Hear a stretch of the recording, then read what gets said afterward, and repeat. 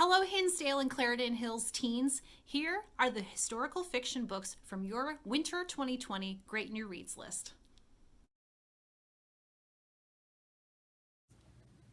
We Are Not Free, written by Traci, Chee, tells the story of 14 Japanese-American teenagers as they are forcibly relocated from their homes in San Francisco to concentration camps up and down the West Coast during World War II.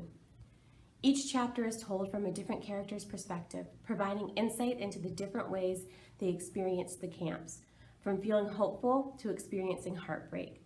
We Are Not Free is a thoughtful and essential book for every reader. This is Prairie Lotus by Linda Sue Park.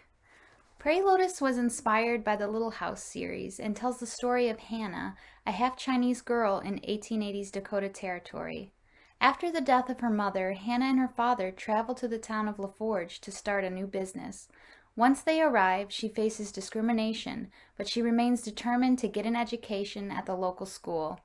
Her biggest dream is to become a dressmaker in her father's shop, but she must prove herself to her father and to the townspeople and push back on the stereotypes thrown at her. This is a great piece of historical fiction that offers a diverse perspective on the life in a settler town.